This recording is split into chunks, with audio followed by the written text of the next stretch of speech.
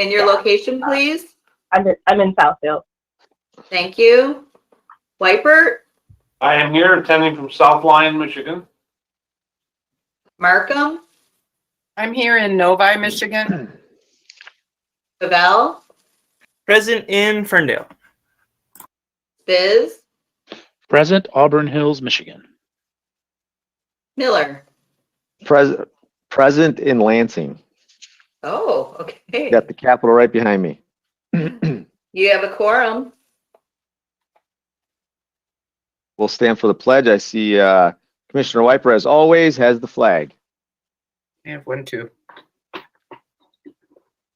Pledge allegiance It's to to the flag of the United States of America, to the republic, To the republic for which it stands, one one nation, under God, indivisible, with liberty and justice for all.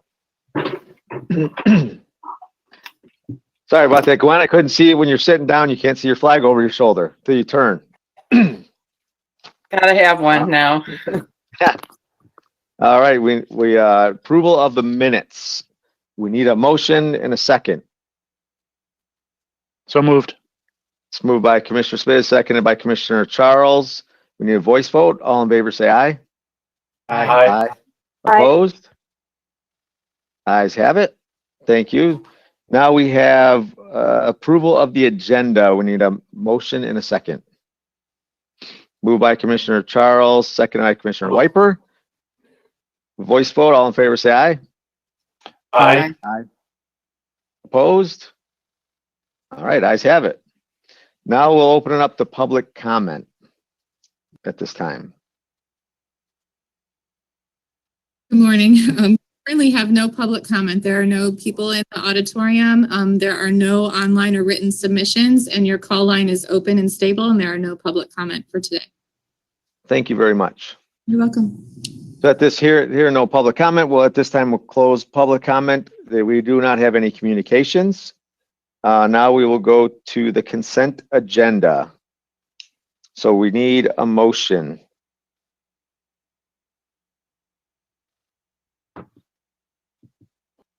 I'll move the consent agenda. Well, it looked like Commissioner Markham moved it and a second by Commissioner Wiper. Thank you. Thank you. And then now we need a roll call on that. Did you want me to read them?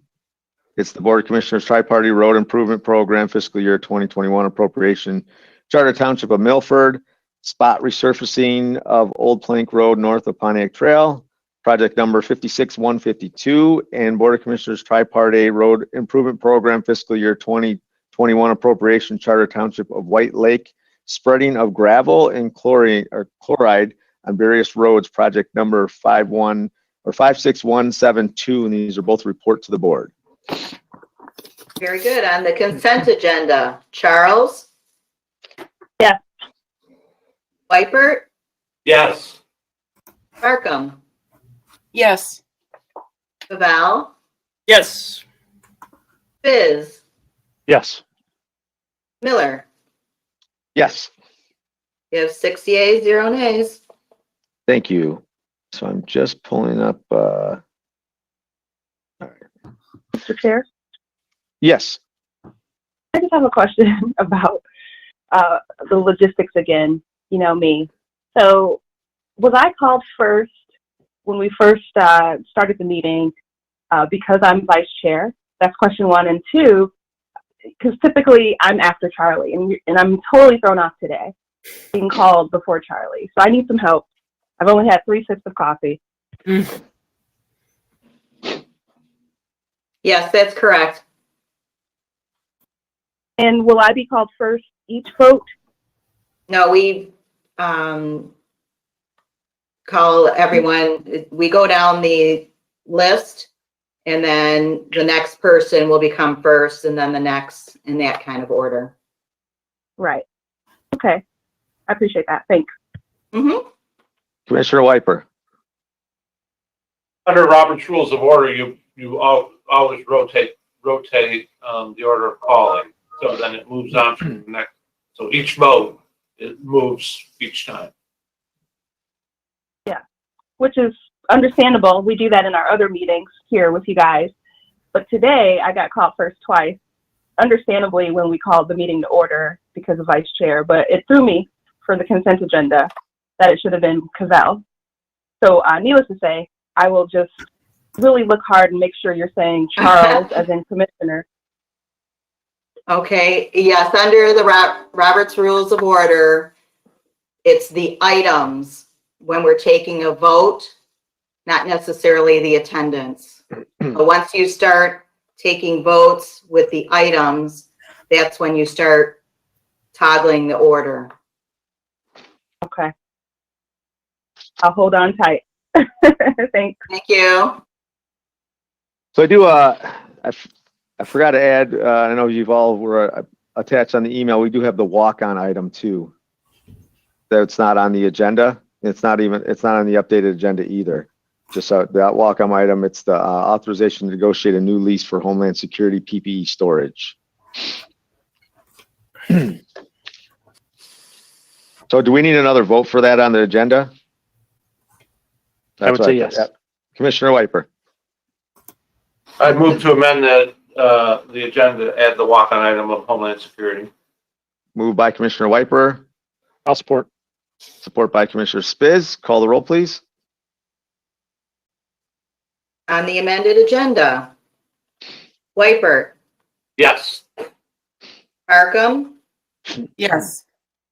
Cavell, Yes. Biz, Yes. Charles. Yes. Miller, Yes, 6 yeas, 0 nays. thank you. All right, so now we'll move on to the first agenda item, which is facility management, facility planning and engineering, county executive campus sustainable planning project. Need a motion and a second. Moved by Commissioner Markham. Seconded by Commissioner Charles. Commissioner Yolanda Charles for the early morning rise. Here we have, looks like we have April Lynch here. Good morning. Good morning. Thank you so much. We have before you a request to go into contract with AECOM for a campus-wide sustainability plan. I want to thank Art and his team as well for helping us lead this charge.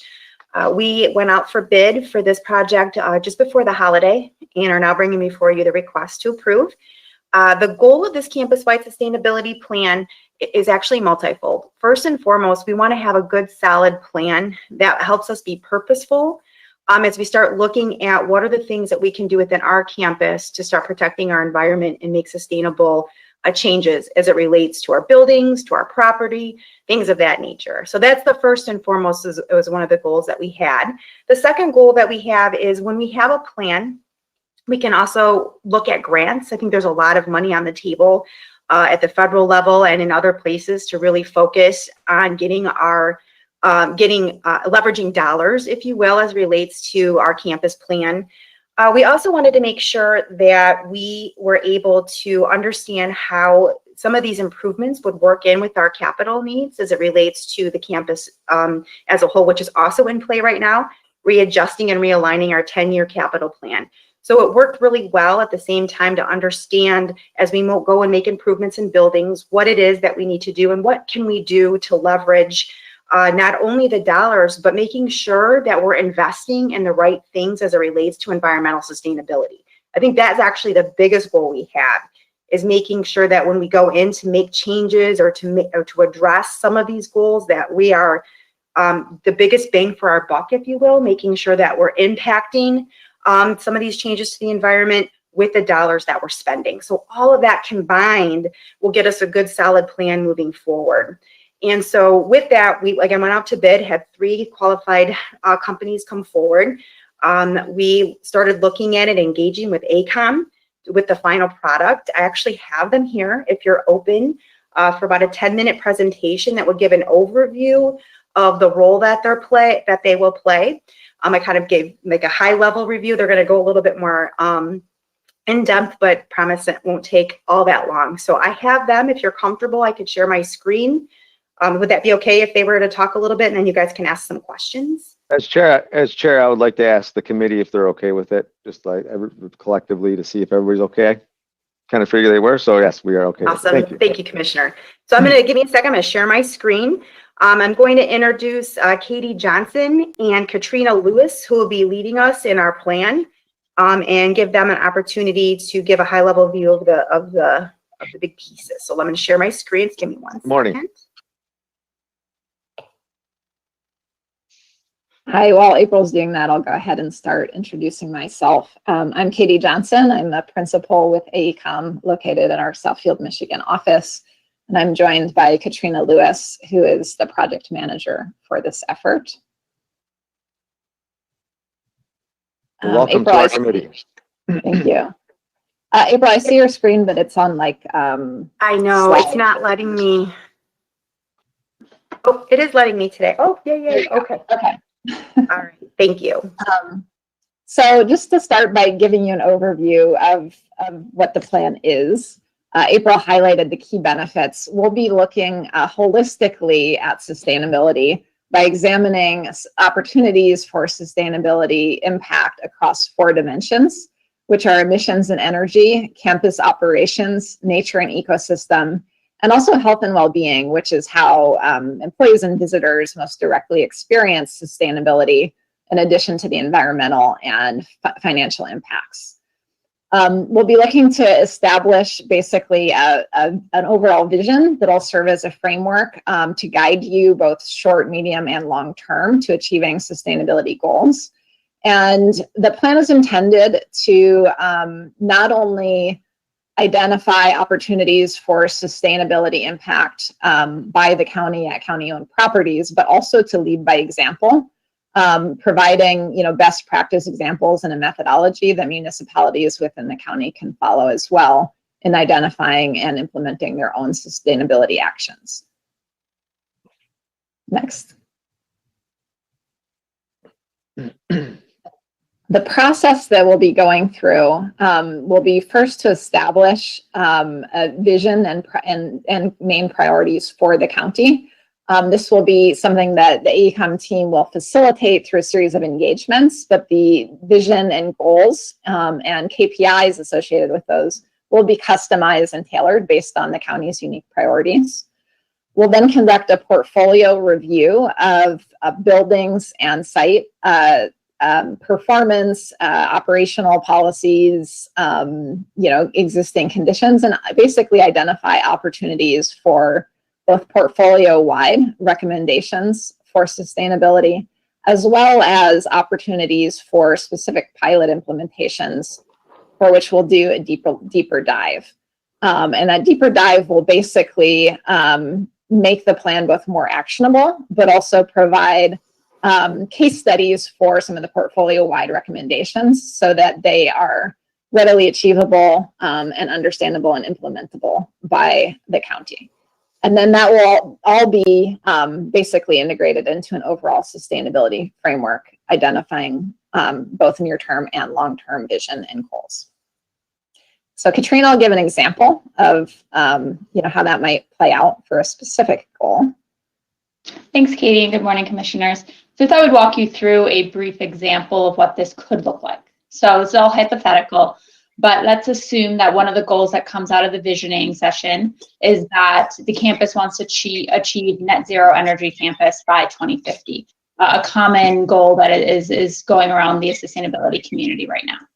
So with that goal in mind, we would do a portfolio review, as Katie described, that might look at the energy data across all of the county's buildings that are part of the study, while also overlaying that with other ongoing initiatives like the capital improvement plan and timelines that April mentioned, in order to identify facilities with specific energy use profiles or load profiles, or that represent uses that are typical of the county.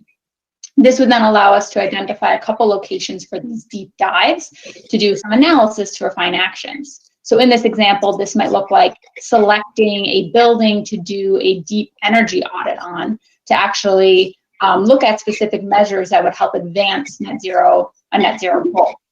This would allow us to identify best practices that might be able to be applied across the campus on the pathway to net zero, while also providing a very specific action such as upgrade or test out these new technologies in this building. All of that, as Katie mentioned, we rolled into a sustainability framework. So this document would have the implementation steps for those specific audit identified actions, such as specific HVAC upgrades, while also documenting some general considerations and next steps on how the county can work towards its path to net zero. Next slide. So we walked you through the philosophy of how we're approaching the project. Specifically, it's broken into 5 scope of work tasks that you see on the screen here. The first task is discovery. This is where we'll collect data from the county to really understand what's already going on, kind of understand a baseline of where the county is at and what its priorities are. All of this will be supported by stakeholder engagement. It's really important to bring along the stakeholders, not only so that the AECOM and our partner team has the right information, but also to bring it along so that people are part of the change and the new ways of doing things that might come out of the actual sustainability plan and that they're ready to be implemented. Task 3 will do that deep dive analysis that we talked you through, where we'll tap into both our experts, as well as our partner firms that we partnered with, in order to create a preliminary sustainability plan for review both by the county, as well as the highlights of the preliminary plan will be shared externally to get buy-in from the broader Oakland County community. The changes and comments from that will then be rolled into the final sustainability plan. Next slide. So we don't have to dwell on this slide a lot, but we did want to give you a snapshot of the facilities and sites that are part of this portfolio we discussed. So we were able to look at the buildings on the West Campus and the East Campus, a few of the off-campus buildings, as well as the Waterford Oaks Park. This will kind of serve as the initial portfolio of buildings, but again, we'll be identifying best practices that can be applied throughout other Oakland County sites as well. Next slide. And finally, to wrap it up here, I wanted to share with you the schedule for this. We do anticipate completing this work within a year time frame. As I mentioned, it kicks off with the discovery and is supported throughout by stakeholder engagement. I think the key thing I want to point out here for you is that we structured the stakeholder engagement to fall at key intervals to gather feedback from stakeholders to influence the technical work. So you'll notice that focus groups occur twice throughout the project, once in the beginning during that visioning discovery phase, and then once as we're finishing the analysis in order to test and augment some of the findings that we're discovering through the deep dive analysis. So there's obviously a lot more things we could talk about here, but I do want to make sure we have time for your questions. So I'm going to go ahead and pause, and then we're happy to help answer any questions along with April and Art. All right, is there any questions? Commissioner Spiz. How many people from AECOM will be working on this project as a total? I know Katie's the principal and Katrina's the PM, but how many other people will be supporting this activity? That's really my question. We have 4 task leads that I would describe as other key, highly involved team members. They're focused on each of those focused areas of energy and emissions, health and wellness, operations, and nature and ecosystems. And then we also have both the Thomas Group and an AECOM individual leading stakeholder engagement.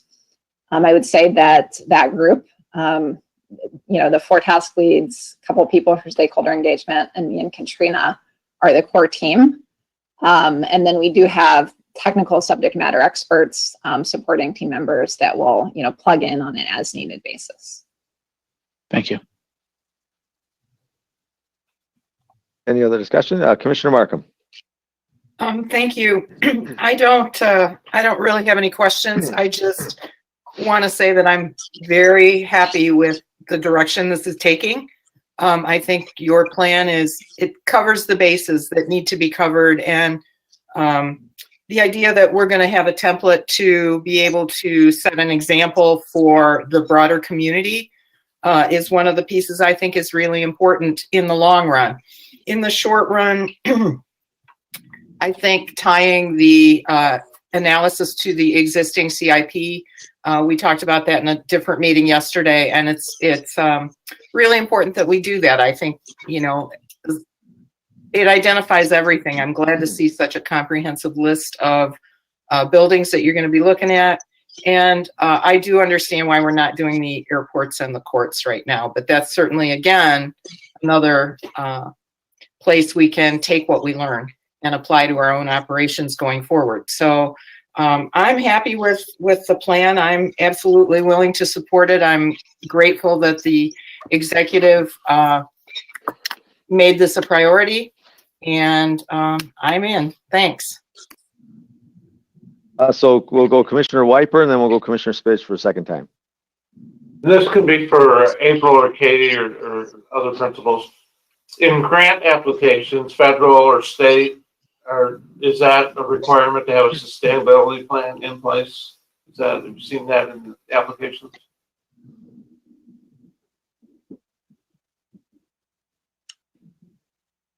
Katrina might be able to. Sometimes it definitely does. A lot of park, when you do parks and stuff, sometimes you actually have to have a plan. I don't think that's absolutely necessary, but it will help us when they want to look at our priorities and they see that we have a broader scope.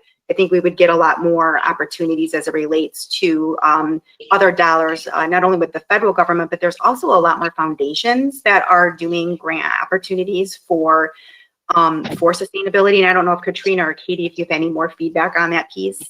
Yeah, if I could add, April, one other thing that we do find as well is that often federal grants like to see you co-leveraging funds. So bringing in matching grants, sometimes or matching funds are sometimes required, or they just like to see that other people are committed.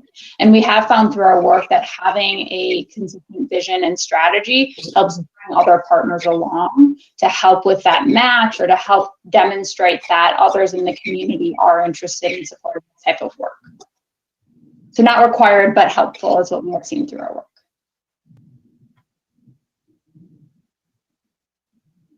Commissioner Spiz.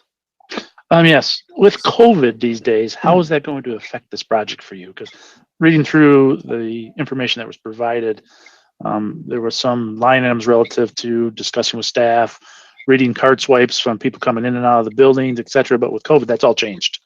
And it's all going to change again when we actually determine our plan forward to coming back to work. Can you expand on how that's going to affect you, what you guys put together for us? Yes. So Katie, if you don't, I can jump in to start with some thoughts, and then Katie can add some additional ones. So I would say that that's something we've approached with all of our projects right now, both in the transition a year ago when COVID started, all the way through to now. I think one thing on the data front is we do recommend that we look at a 3-year baseline set of data so that it won't just be data from 2020, and we'll make the kind of decision on whether or not we include the 2020 data at all based on conversation with, what might be the issues in that. Otherwise, as far as moving things virtual, that's a really big thing that we do from our engagement perspective and talking to staff. We have a variety of tools that we've been using lately to try to make the online meetings more engaging than just a simple Zoom call. Nothing against simple web calls like this one, but things like virtual whiteboarding and different virtual tools like our virtual engagement room, which is part of the proposal, to again try to get people to the table and talking in different ways even if you can't be there in person. And then finally, I would say health and safety is really important to AECOM. So if we did need to go on site, say for site audits, creating a safety plan for our staff and staff would be a first step before any of our team would go on site for any socially distanced safe visits. Katie, would you add anything? Yeah, I just want to add 2 things. One, we did have a detailed conversation with Art and his team regarding the availability of county data, what data the county maintains, and that would be available for us to analyze. So that portfolio-wide review will very much initially be based on that data that the county has put together, some of which was specifically put together for the capital planning effort. In terms of the specific example you gave regarding badging data as it relates to occupancy of spaces, we have found that surveying, and we are planning to do a couple of surveys, which will consolidate the questions across tasks for surveying, focus groups, and then the strategies that you used in your capital planning effort will be able to get us the information and approach that's needed regarding thinking about occupancy of spaces as it relates to health and wellness and sustainability strategies in different facilities.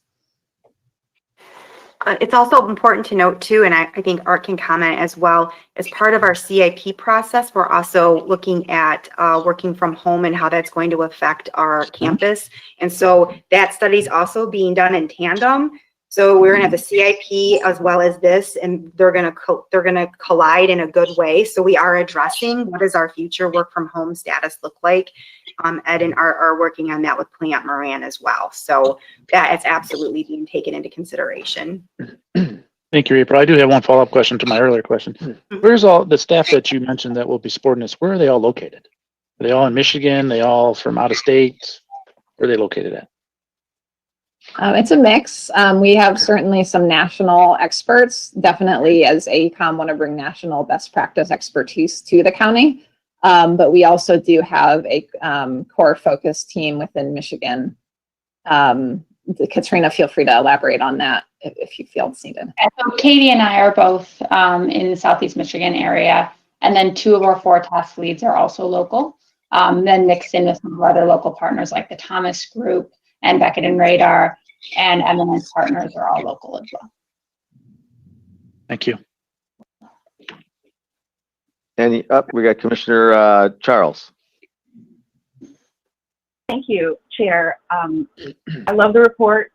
Big on sustainability. I feel like it's an important way to garner more people moving into our communities and things like that. However, my question is with regards to engagement. I do see it is one of the larger line items, and inside the report, it talked about engagement being kind of basically a link, and that link would be provided to the county. And all I can ask is that we look for a lot of ways to engage. Links are awesome if you're in the right group or if you're on the right email list. So if there's ways to just populate it in more than just, hey, share a link, I'd be really happy to hear about that. But other than that, I think it's very comprehensive and appreciate the scope of it. Any other discussion? Mr. Chair, I do have questions for our staff, not necessarily AECOM. Now the right time to ask those? Or do you want to? Sure. If you want to, yeah.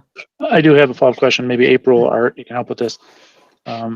Provided the cost of this is over $500,000, have we put together a rough, I'm gonna call it a business plan at this point, to determine payoff? I mean, because I know they're looking at energy reductions and many other facets of the county.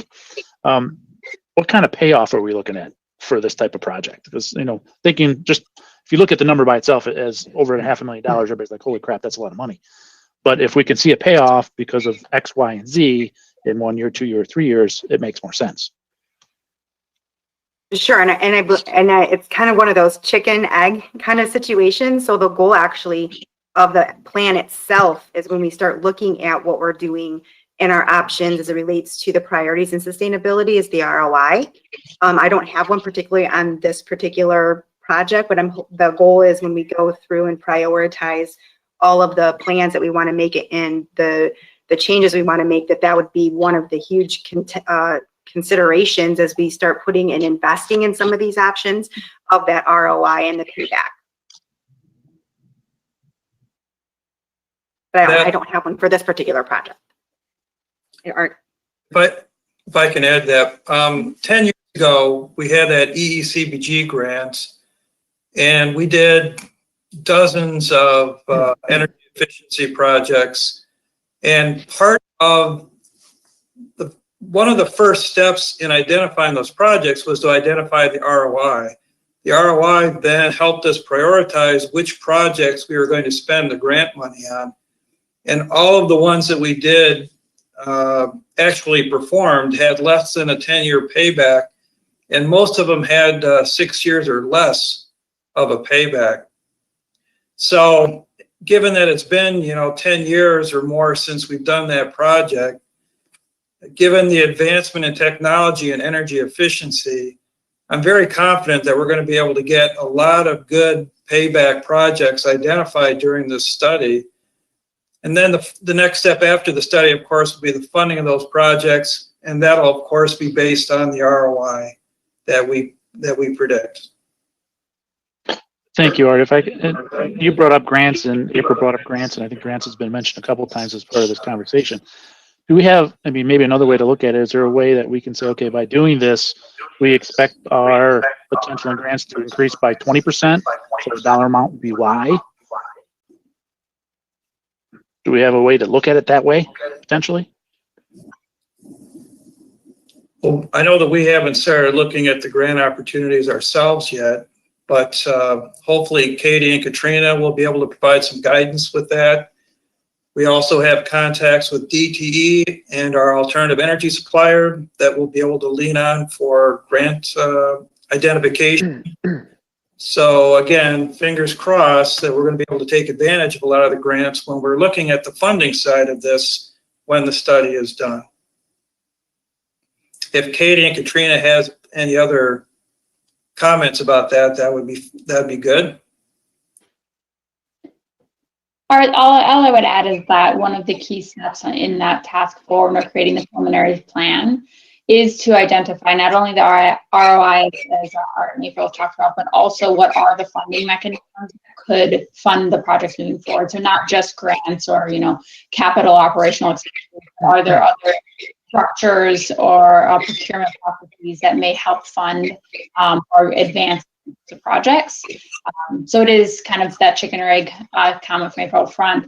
Part of the plan process will be identifying the way to fund these so that they're not all coming directly out of your guys' operating or capital budgets moving forward. Go ahead, Ed. If I can just add to, of course, the ROI is very important, right? But also keeping in mind that let's not lose sight of the fact that we're Oakland County and that we're doing the right thing here. We're looking at our footprint, right? And I see us as leaders in the region. And so, we might not always be able to put a dollar amount on that, but I think it could be.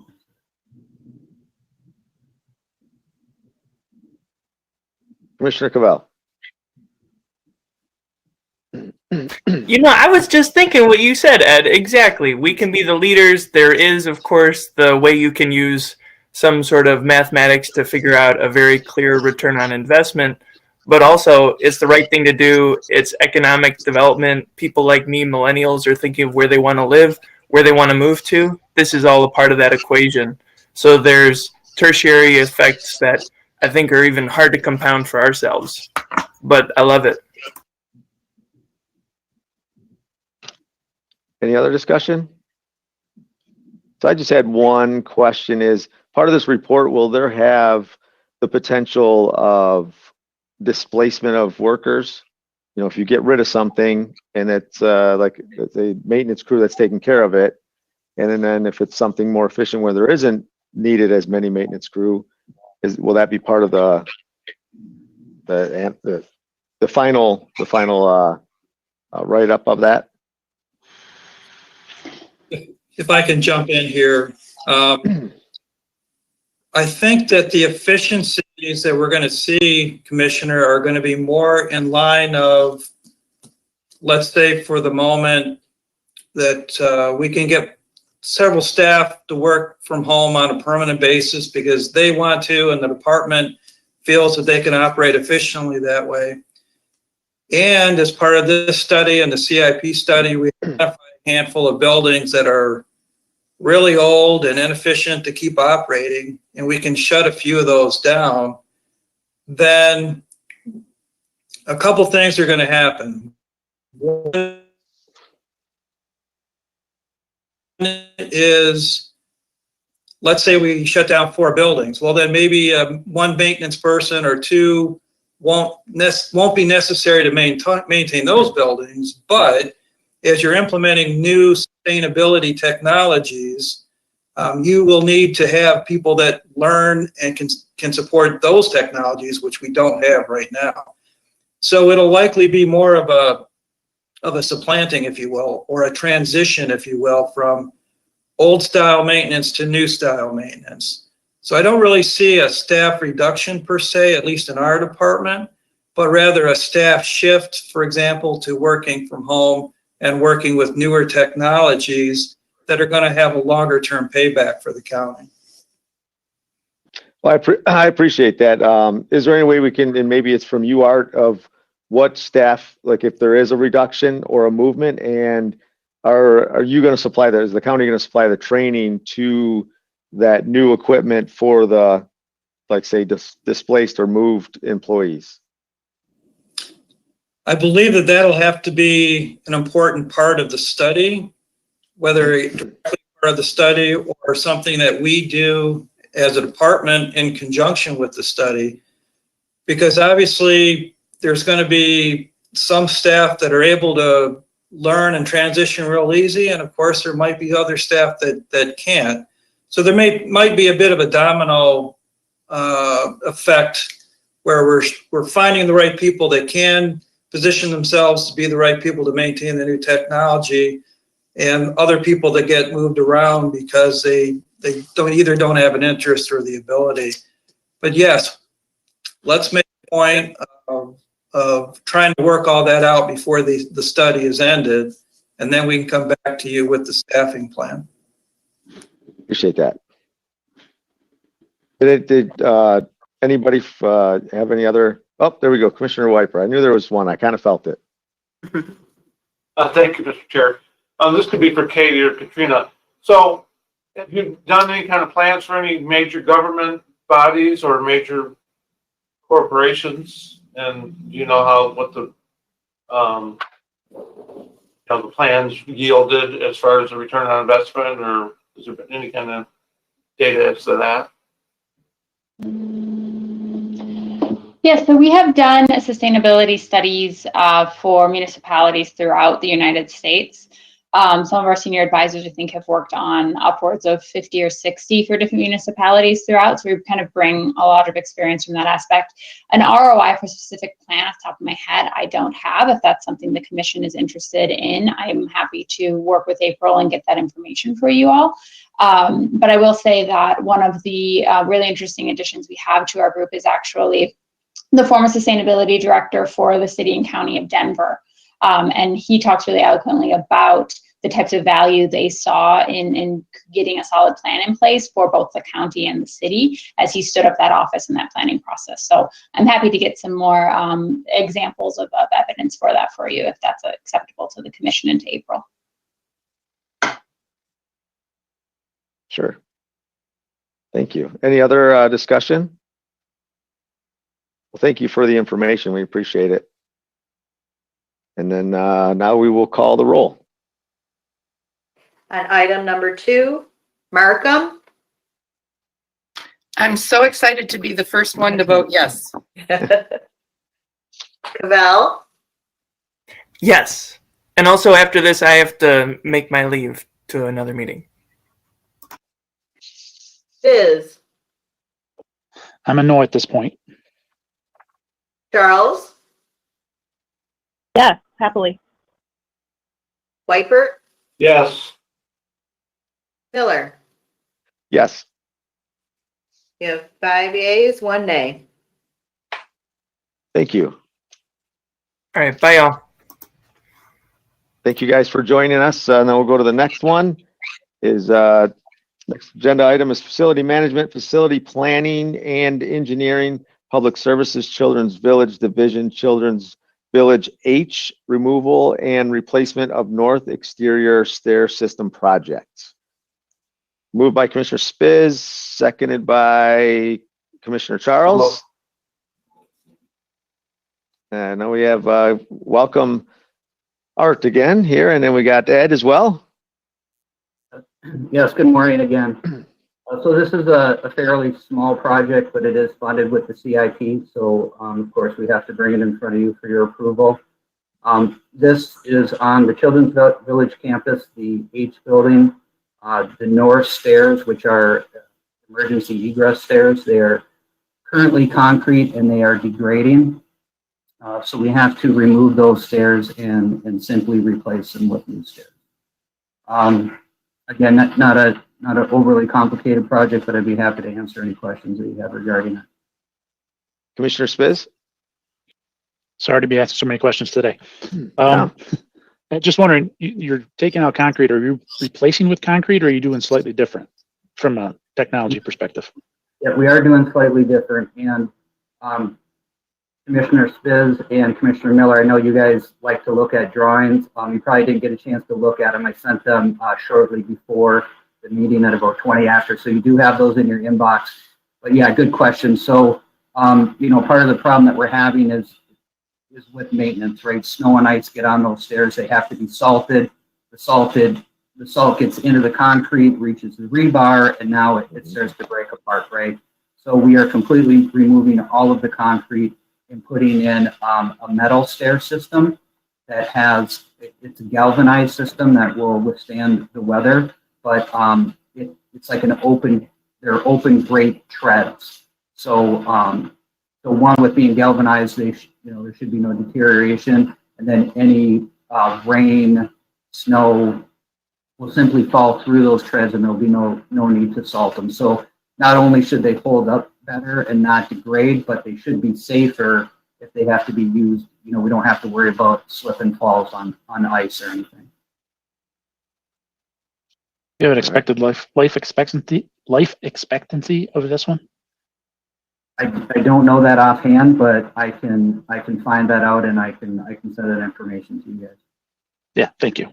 I'm just wondering. It's more for personal interest than anything. All right, any other discussion? Commissioner Charles. Yeah, as you guys will soon learn, I too like visual assistance, and I don't believe I have any email in the last 20 minutes or so with any of the visual support for this particular agenda item. So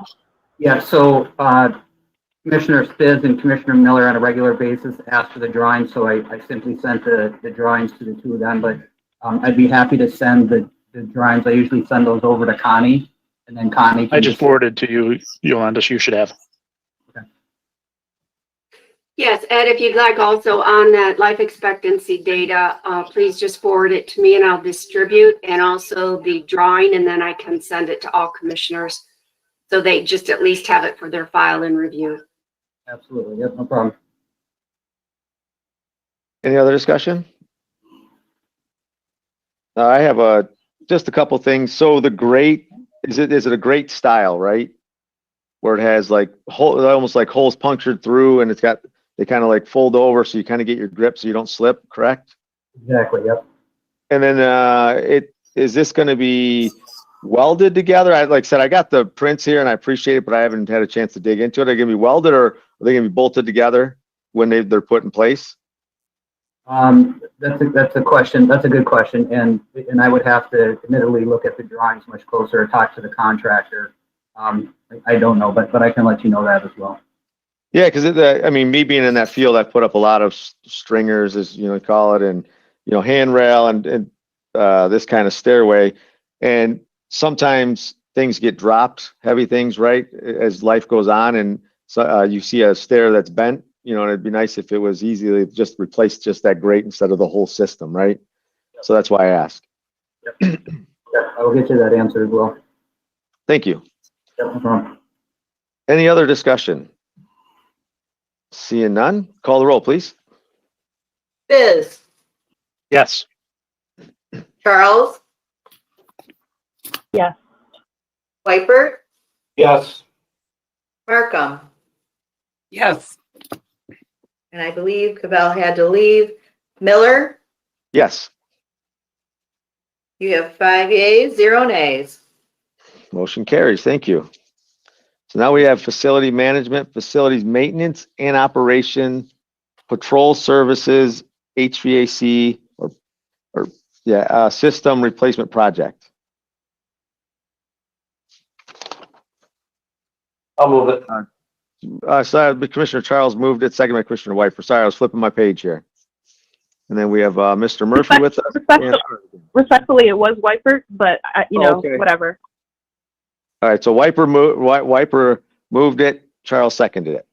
Thank you. Sorry, like I said, I was flipping my paper here. I apologize. All set to go? Yes, you got your bright green on today. Not just green, we're going bright green. We're good. Just a little bit Irish over this way. I like it. Morning, Commissioners. This is a project that has been identified and accepted as our 2021 capital improvement project. This is to replace the HVAC system at Patrol Services, which those that you might not know is over there by the Vibe Credit Union location. The equipment that we're replacing is over 37 years old, so it has exceeded its useful life. So that's the big reason why I want to get on top of this and get it repaired. Project was competitively bid through purchasing. The HVAC work is being done locally by a Limbach company, and the total project cost with contingency was $308,261. I have Steve Foster, our project manager for this project, on the line, and we're happy to answer any questions that you may have at this time. Did you want anything, Art? I don't want to leave you out. I think he's frozen. He's just staring at me. Any discussion? So we have Commissioner Markham. Thank you, Mr. Chair. So this falls a little prior to our sustainability project that we just talked about, but it's very much in the spirit of that. We're replacing an inefficient, I'm assuming an inefficient old system with a much more efficient HVAC system. I would have two questions. I think I know the answer to one, but I'm going to ask it anyway. Did we consider geothermal as an alternative to gas for heating this building? And my second question is along the same lines of what was asked prior.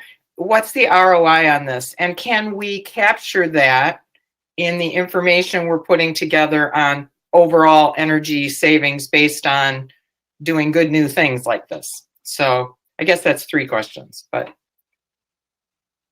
I think we can work on getting you the ROI on the equipment. I can tell you that the equipment we're putting in is going to meet or exceed all the new energy codes.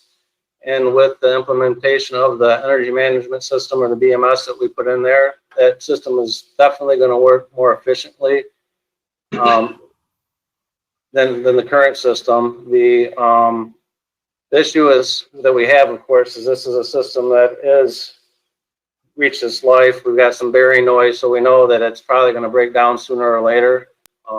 So I'm happy that it's going to be an energy efficient system. As far as looking at geothermal, we didn't, based on the timing and typically cost, the geothermal, in our experience when we looked at it before, but there's benefit when you do a design with a new building versus trying to retrofit an existing building. But I can definitely look at what the possible ROI is on this project, maybe some energy savings as well, and get that to the commissioners. Thank you. Well, and I would like to see those savings, tacked on to the study that we're doing here. Just captured in part of the whole big number that we're going to go forward with. And sometimes with the energy savings, we've got to get the system implemented and have a year's worth of data or a year and a half's worth of data. So it's something that might not be readily. We can get the engineering estimates out to you, of course. Okay. Art, you wanted to say something? Yeah, just a quick comment.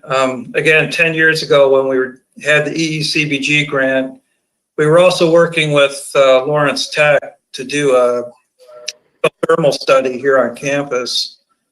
We were focusing mostly on Children's Village at the time, but the payback that Lawrence Tech came back with at that time was something like 40 years. But again, the technology has advanced since then. We're hopeful that the sustainability planning study will readdress that and that it might become an opportunity along with solar and wind to generate some of our own power here on campus. Appreciate that. Thank you very much. Joe, if you would, please just send that information to myself, Connie Strogi, and then I'll make sure it gets sent out to the commissioners. 10-4. Thank you. Commissioner Charles. Chair, I do see the line item total, and I do see where it discusses some of the items that are included in that. I don't see any indication that there will be retrofitting, for lack of a better word, the facility in terms of once you make the temperature comfortable, how do you keep it in? So I don't see anything with regards to the pink stuff, insulation and those types of things. Has that been considered in this project, or is that not? Is that something we've already been doing and this HVAC system is just make it better? Thank you. Steve, do you want to handle that or do you want me to? Sure, I'll handle that. Good morning, Commissioners. This is Stephen Foster, Project Manager and Facilities Management. I'm also an architect and have 30 years of experience with every form of energy, green efficiency. I'm a LEED certified architect, and in addition, again, have 30 plus years of dealing with buildings and mechanical systems. So in a nutshell, this is a really straightforward one-for-one replacement. We had aging equipment that needed to be replaced in order to keep the building operational. So we looked at the project as more of a replacement retrofit, and we did and always do seek out the highest energy efficiency equipment so that we have a good payback and we have energy efficiencies that we can prove out. As Joe mentioned, it typically helps to have a year's worth of data on the building. In regards to the question of building shell or insulation improvements, etc., one of the challenges that you face when you have an existing building is that it's great to want to do that. It's oftentimes very difficult and highly cost ineffective to try to improve buildings and their shell infrastructure, etc. So while we always look for opportunities in that, again, I just reiterate that this was just a simple one-for-one replacement. That's the question. Steve is also working on implementing our building management system, which has the capability to analyze the energy efficiency of all our buildings, Commissioner.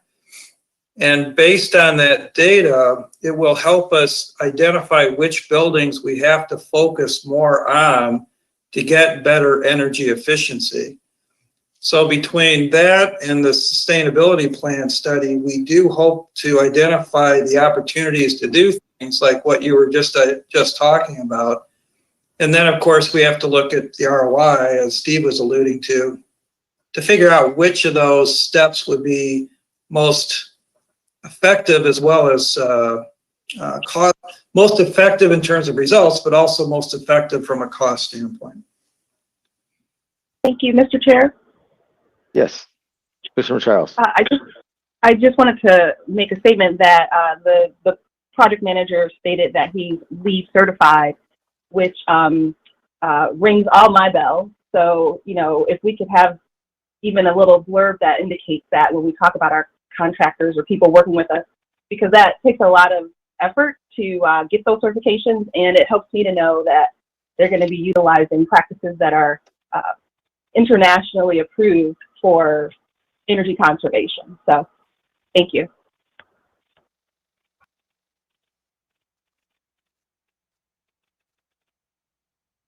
All right, is there any other discussion?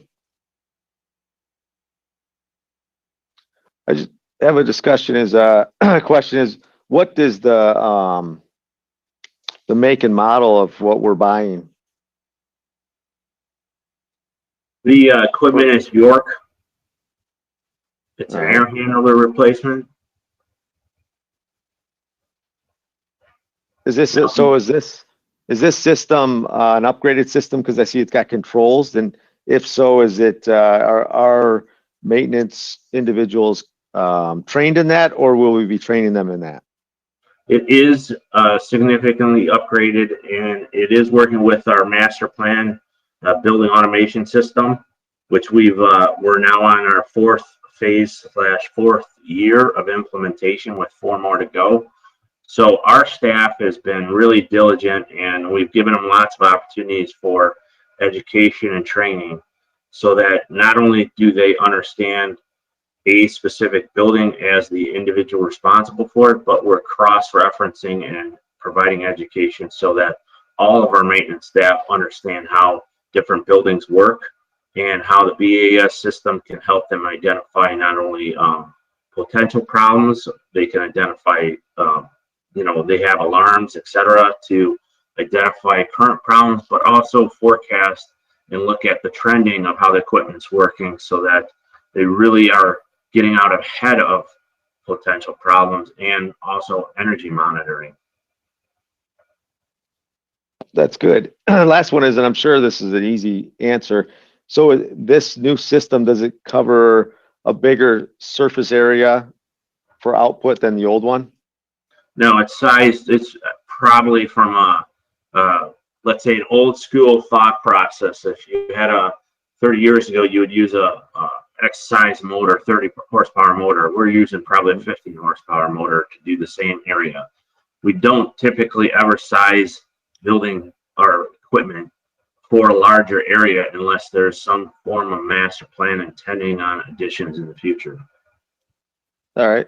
Now, it's saying that, is there, so any of the systems that we are replacing that there as part of the master plan, is that in consideration if there is any future expansions? I have, and I have worked with others giving consideration to that. And a lot of our CIP type planning is looking towards the future. There hasn't been any clear identified buildings that we're proposing additions to as of yet. We are looking at, again, opportunities with all of our facilities in regard to not only current issues that we know and we're aware of that we need to replace equipment.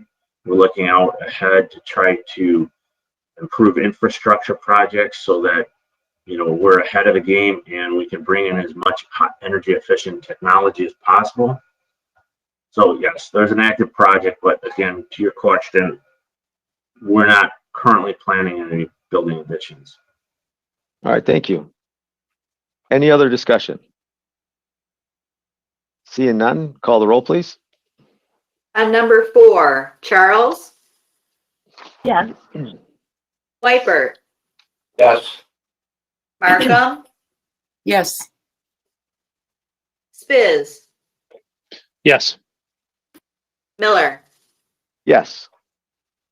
5 yeas, 0 nays. Motion carries. Thank you. Thank you. Now we have the facility management approval and acceptance of purchase agreement to sell county-owned property on Brown Road. We have Mr. Art here again. He's loving our committee today. He spent a lot of time with us. I'll move it. Moved by Commissioner Wiper, seconded by Commissioner Spiz.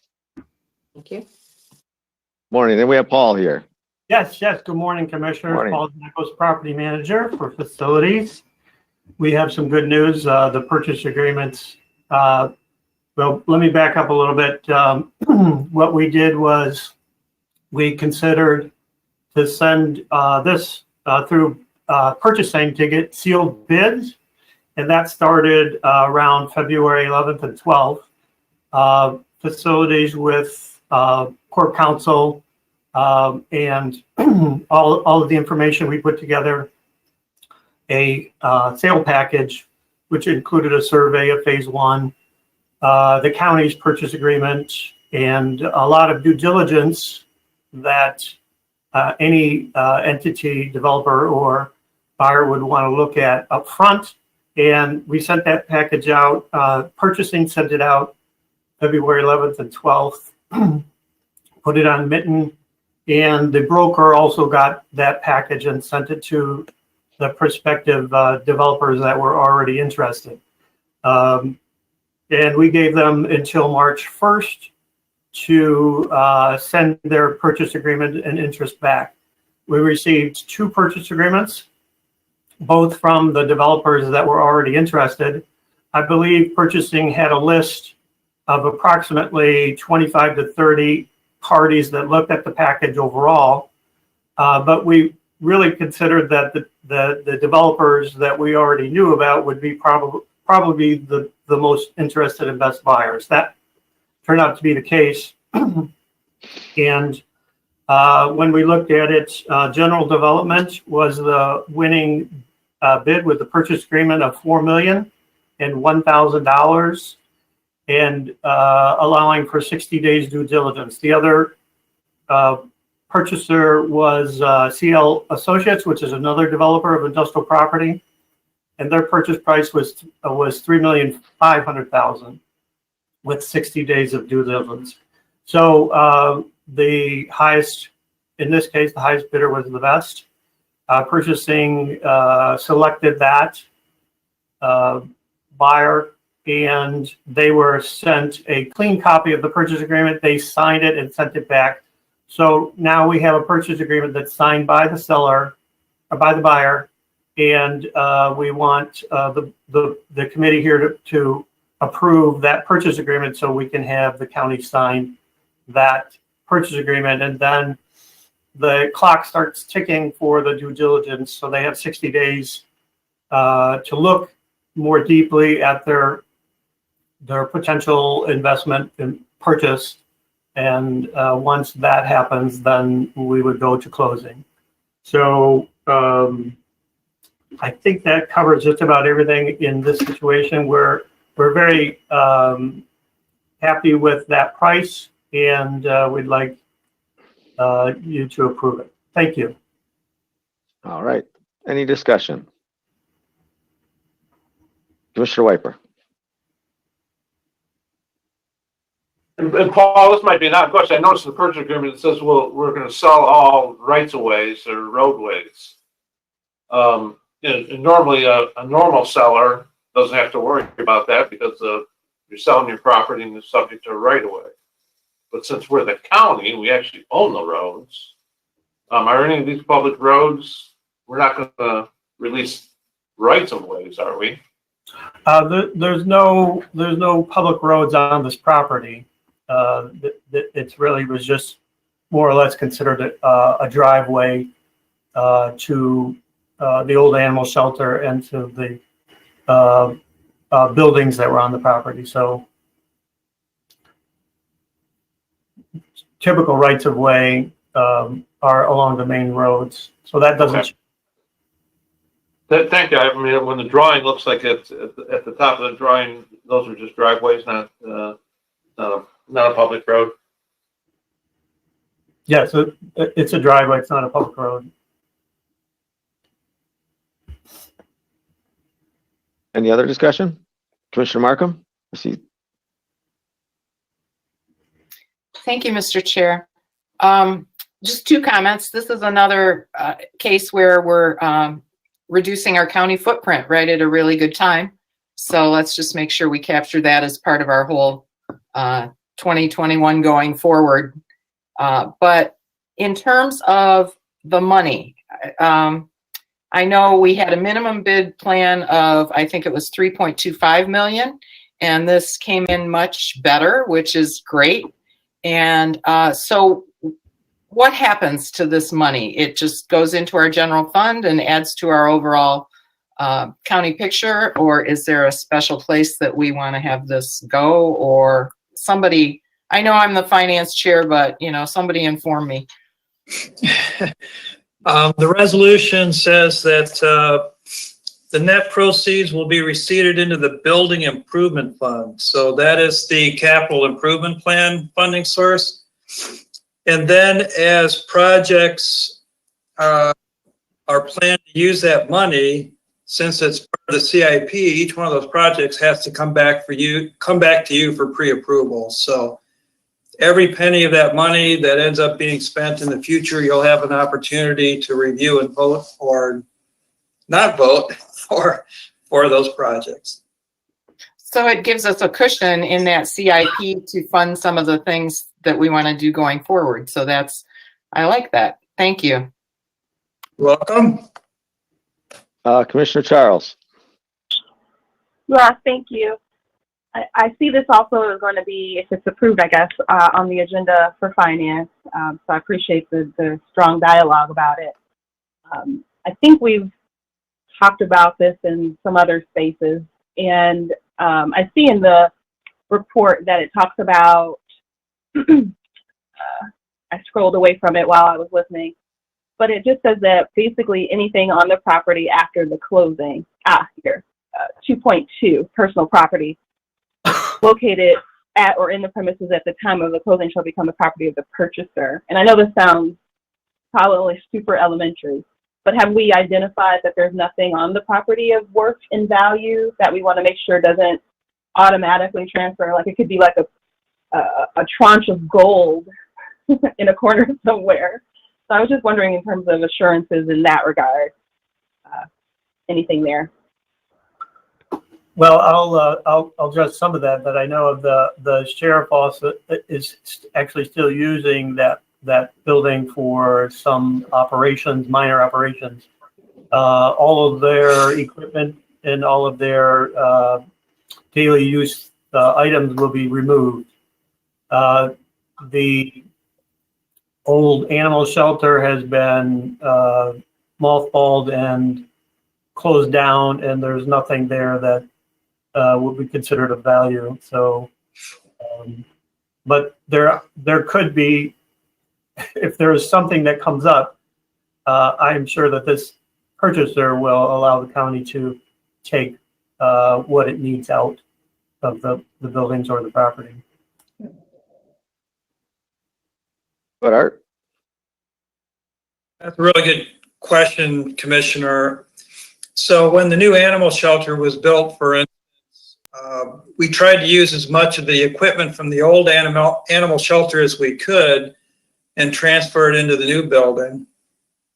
I believe some of the old equipment that was there was then sold, that we couldn't reuse, was sold at the county auction. As Paul had mentioned, the sheriff's office has been continuously removing their equipment that they've had on the property to a new site that they have up in, where is it, Holly, Paul? That new building, the high school? Oh, yeah, Brandon. And then our staff, facility staff, I should say, I'll ask Joe to make sure this happens, to go into the buildings and look at any maintenance type equipment that we might want to be able to reuse. But just keep in mind that those buildings out there are all really old. So there might not be that much that could be reclaimed. Plus, Paul had arranged for a phase 1 environmental study. So in terms of what's under the ground out there, we have a pretty good assurance that nothing is really good under the ground that we're going to want to have. So there's nothing bad either, of course, from an environmental standpoint, but we've done a pretty thorough job of analyzing the property. Yes, thank you. That was really where I was going. Not so much the building itself, but the land. There could be oil. And I'm only kidding, but, in Southfield, we had some agencies that were trying to put an oil tower right there near our church at 9 and Evergreen. So it's nothing that couldn't happen. And so I just wanted to see if we had making sure that we've done all we can. And it sounds like an environmental study will definitely get to the bottom of anything like that. Yeah, and the buyer will likely they might end up doing a phase 1 themselves, but if there's anything of concern, they'll move on to a phase 2, which is a more in-depth coring type of study. And I remember a few years ago, Commissioner, natural gas companies were going all over the place and trying to buy up mineral rights on properties all around Oakland County. And we got into that pretty seriously for a while. But in the end, it turned out that it really was a good thing to do for a lot of different reasons. And so the county never pursued that. And I assume that hopefully the property there in Southfield you're talking about didn't pursue it either.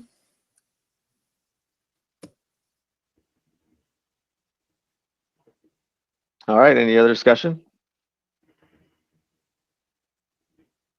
I'm seeing none.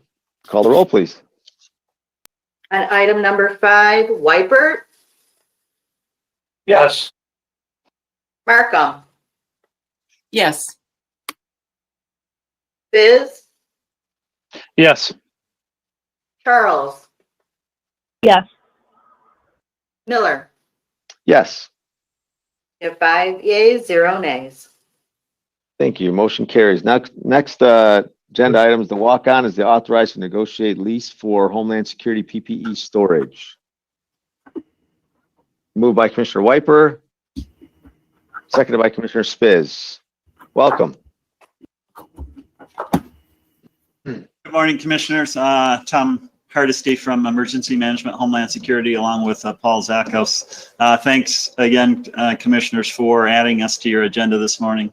As most of you may be aware, the Penske Group has offered up free warehouse space for us since April of last year. A value of several $100,000. They've been just a tremendous partner for us. But these were two buildings that they had purchased with a purpose.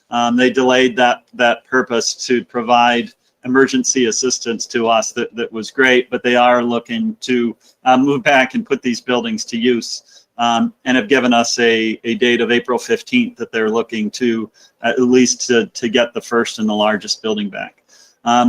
Mr. Zakos has been busy for us really over the last probably 6 or 8 months, occasionally reviewing properties, as we expected at some point this might come. So with this request from the Penske Group, Mr. Zakos was able to identify really what I think is probably the most fitting property of any that he looked at for us here in Pontiac, a 27,000 square foot facility with a fenced in and gated parking lot.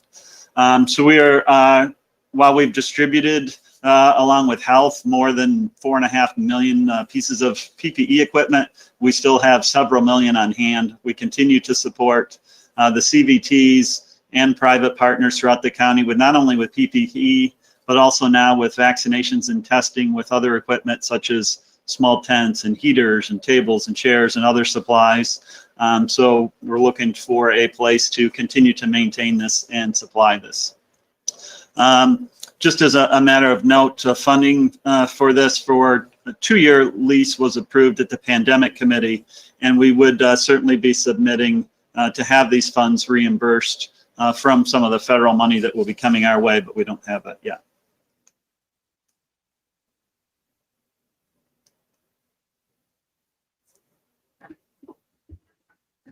Sorry, I was on mute. Any discussion? See it up, Commissioner Markham. In your notes, Mr. Hardesty, you made a comment that you thought that Penske organization should get a proclamation for this.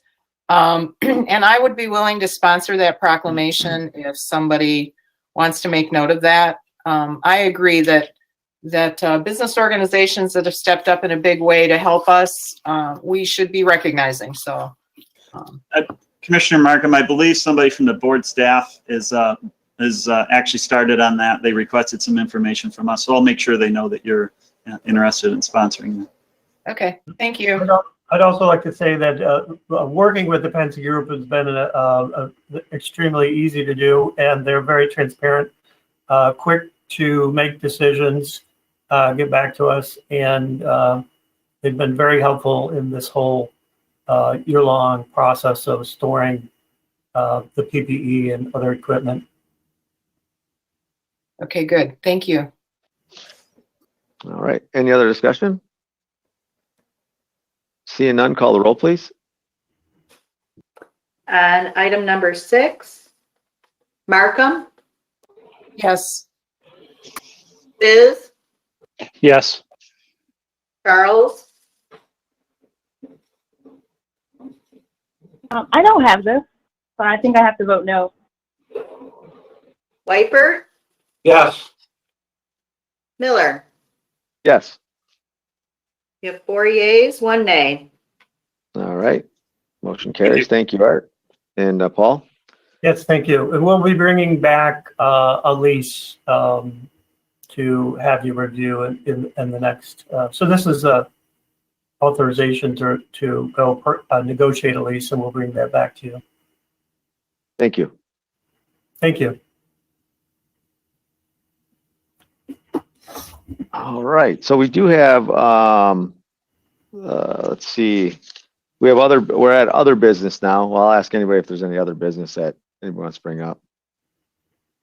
So I have one. It's, we have to put an LRIP subcommittee together. So it's two majority and one minority on there. And I know we're still trying to get to the individuals that are interested, and it has to come from this committee. So that's what we're working with now. So I don't know who wants to be in it, who doesn't want to be in it. So that was my question. So it has to come from this committee. That's my understanding. Yes. Okay. Yeah. Chairman, if I could just elaborate, that might be helpful. So yeah. Commissioner Spiz, Michael Andrews from the board staff. What we've done in the past is a couple of different things. So when we first initiated this LRIP program, we did have a subcommittee for the terms. I believe it was 16 and 17, and then 17 and 18. We went through subcommittee as well. The last term, we actually had a special committee of the board that determined applications and allocations and everything like that. So to go back to the original structure of how we set up the program, and we feel that it's a nice expedited manner that we can get through not only the applications and the approvals of the allocations, is to revisit that subcommittee process. And so identifying economic development and infrastructure as having liaison committee to not only the road commission, but everything like that. We just assume that it might be a best fit to come from this committee to establish that subcommittee. What would happen is a report would come from the LRIP subcommittee to this committee on what their findings are and what their approvals are, and then we would move forward with resolutions coming sometime maybe in May. So we're asking that this be established today because a lot of the municipalities are going through their construction season and they're planning out their road projects right now. So being that, we approved this funding back with the budget, and then we, allocated it to assigned fund balance in December, that, kind of getting started on our end, and to get that information out to the communities would be very helpful and match what they're doing planning wise. Commissioner Wiper. I'd be willing to serve if it's okay with Commissioner Spiz. All right. I'm not volunteering. I'm just raising my hand to add to the discussion. How often is this committee expected to meet? So typically what happens is board staff will get all the documents prepared and work with Corp Counsel on the agreements and everything like that. But based upon my experience, working with this program, it's not more than a handful. I would probably even say 2 or 3 times at the most. Typically, once we get the documents approved, and since we already kind of have the policy, if we need to revise the policy, they will approve that. But we try to lump it in so that it's a full agenda the first or second time, and you guys get your approvals, and then we can just get this funding out to, or get the documents out to the municipality so that they can do what they need to do. Get it back to us. We present the resolutions to the committee, and then it's really after that, it's just administrative work. So it doesn't meet very much. My second question is, how much visibility do the individual commissioners have to what's being proposed in their communities before we see the final resolutions? Is there any role for the commissioners to play? We can definitely, once we get the applications, we could forward those to the commissioners so they can review them. Typically, it's the LRIP committee would review all of them to give their recommendation on approval or moving forward type, action items after that. But what you'll see is actually within the LRIP committee, we create an Exhibit B that has the allocation funding for the communities. So we can share that as well with you. And that's typically the 50% that the county provides out of their assigned fund balance for this program. And then the community would have to match that. But once they identify that in their application with, where this road funding, what specific road they're going to be utilizing it for, or what improvement they're going to use it for, we can, I don't see any issue with sharing that with the commissioners once those come back. Well, that's kind of why I asked the question. It was a bit of a loaded question for me because about a year ago, one of the Novi City Council members said to me, "You guys are giving us money for a project that I don't think we should be doing." Right? And when that person explained it to me, the city management had, made this proposal and it rolled up, and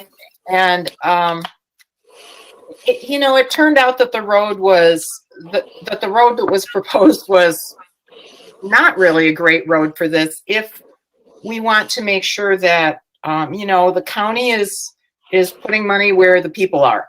And so I would like to see in the initial packet somewhere that as a municipality is making a request, the commissioner should be part of at least the communication at that time, so that they can be aware of what's going on in their communities. Now, I know some of us have more than one or two. I have 3 communities. Many of us have more than that. But I do think that's an important communication step that needs to be in place somewhere. So I'm not volunteering for this right now. I just don't feel that I can put that on my plate, but I think it's an important program we need to figure out. So I'm willing to talk about it more offline. Thanks. All right. So we'll get back with you with who's up. Go ahead, Commissioner Charles. Yeah, I didn't know if you needed an answer today, but I was going to say, I don't think I have I hate to say cliche bandwidth, but I don't think I have the bandwidth. Parks and Rec is a lot more than I thought. And I want to be able to read every report and dig in as best I can. So I'm certainly glad to talk about it more. I agree with Commissioner Markham that if it's happening in the district that you represent, communication's really solid there. It helps us to be advocates when people in the community ask us about stuff. So yeah, let's continue to. No, I would say for that, it depends on what the committee wants, right? I mean, the work that what their bandwidth is too, whoever's on the committee. I don't want to say yes to that and say that they said they're not able to do that work either, right? So not speaking for everybody, I'm just saying, I don't know, but we'll make sure we bring it up. All right. We will definitely have a final answer next meeting and we'll go from there. Any other business?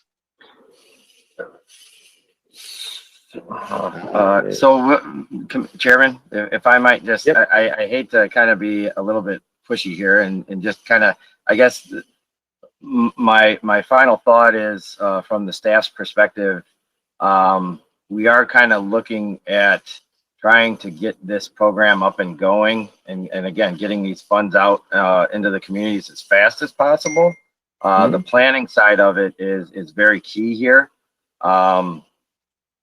We can prepare all the documents as much as we can, but without getting that subcommittee approval or this committee's approval on that, it will stall the process, so to say. So I guess it's mainly just to keep you abreast of the timing issue is where we're at here. So, we would lose out on, I guess, a month or 3 weeks of coordinating with the locals.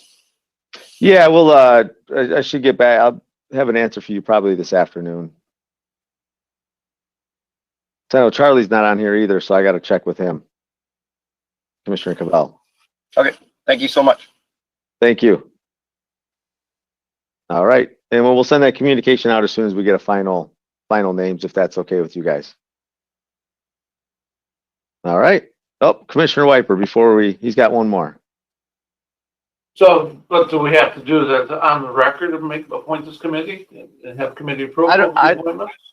I guess So based that's, upon- go ahead. If I might add there, that's kind of to my point, and I'm glad Commissioner Wiper brought this up. So based upon the board rules, you do need committee action in order to create this subcommittee. So, you would provide me the communication, but we would have to wait until the next time this committee meets. If you wanted to meet before the board just to address it really fast, we could do that as well. Yeah, maybe we have to do that because I got to check with Charlie. Or Commissioner Cavell. I don't want to put it on him if he doesn't either. You know what I mean? I don't want to just assume that he's going to do it. Well, he did reply, Commissioners, I Mr. can Chair. send out the resolution that also has a sampling of the contract when this was originally set up. The LRIP was set up in 2016. I haven't been part of LRIP, but in my research prepping for it, that could give you a general idea of the process and the function. But keep in mind, things might have changed since then, but I could do that so you all have that information. Okay, appreciate that. Yeah, I said so. I guess we'll look at doing a meeting right before the meeting, just so we can get it confirmed. If everybody's okay with that. All right. That's good. I'll make sure staff are aware that we'll have a EDI meeting before the board meeting, okay? Thank you. Yeah, and the meeting, just so let's be clear, it's just to confirm the committee. Correct. I don't want to bog down the meeting or drag it out. No, sir, just that item itself. Thank you. Anybody else? Seeing none. All right, we'll call the meeting adjourned at 11:01. Thank you, everyone.